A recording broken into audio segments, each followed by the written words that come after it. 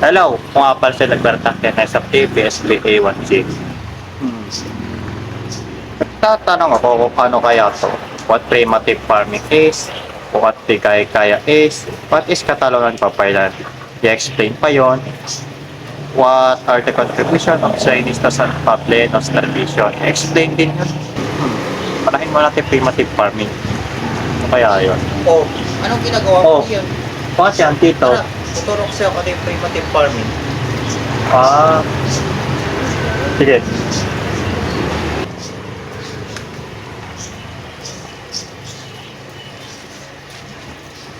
Primitive farming. Alam niyo ba nung unang panahon, in the past years ay wala pang modern machine o fertilizer sa pagsasaka. At tawag sa ganitong uring pagsasaka ay primitive farming. Simple lang. Gumagamit lang sila ng kahoy na patpat o araro na hila ng kalabaw. At umaasa lang sa ulan para sa patubig. Ginagawa nila ito not to sell it, kundi para lang may makain ng pamilya nila. Parang simple life lang ng pagtatanim pero nakakabuhay na rin sa kanila. No? Parang simpleng buhay lang. At alam niyo na kung ano ang primitive farming. So, doon naman tayo sa bigay kaya. Tara. Ang bigay kaya. Ito naman ay isang old na kawaligalian tuwing marriage. Dati, gusto ng lalaki ang isang babae kailangan niyang magbigay ng alay o regalo. Present to his or her love. Sa pamilya ng babae bilang tanda ng kanyang katapatan at kahandaang alagaan siya. Pagmamahalan. Hindi ito bayad ha. Simbolo ito ng paggalang at pagkakaisa ng dalawang pamilya. Minsan nagbibigay sila ng gold or a pet, alagang hayop o kaya lupa bilang bigay kaya. Ang ganda no? Napakaganda. Parang paraan lang nila ng pagpapakita ng pagmamahal at respeto. Pag-ibig nga naman no? Katalonan at babaylan. Alam niyo ba nung unang panahon, bago dumating ang Spaniard, meron na tayong Katalonan at babaylan. So, ano nga ba yung Katalonan at babaylan? Isahin muna natin. So, ang una ay Katalonan. Kadalasan, sa mga Tagalog, sila yung namumuno sa mga ritual o prayer para sa mga Diyos o spiritual.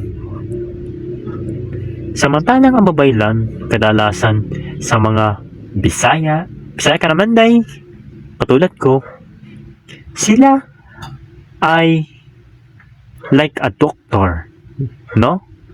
No? Sila isang manggagamot or tagapayo at tagapag-ugnay sa mga espiritu. Oh, parang kulto ha? Sila yung mga pinagkakatiwalaan ng buong komunidad pagdating sa kalusugan, paniniwala at spiritual na bagay. Ibig sabihin parang pinuno ng pananampalataya nung sinuunang panahon. Tatako na tayo sa mga ambag ng mga Sino sa tradisyon ng mga San Pableno. Do you know the big influence of Chinese culture and tradition of San Pableno? Una, sa negosyo. Sila ang nagturo sa atin ng pagiging masipag at madiskarte sa pangangalakal. Kaya hanggang ngayon, maraming tindahan at negosyo sa San Pablo ang may halong Chinese influence. Pangalawa, siyempre, hindi mawawala to sa pagkain. Sino ba naman ang hindi mahilig sa pansit, lumpia, siopaw, hopya at tikoy, diba? Napakasarap niyan. Lagi mo nakikita yan sa piyesta, sa birthday yan. Siyempre, tuwing Burmans, napakasarap niyan. Ituloy natin. Lahat yan ay galing sa mga Sino at madalas nating kainin sa mga handaan. Pangatlo, siyempre sa paniwala.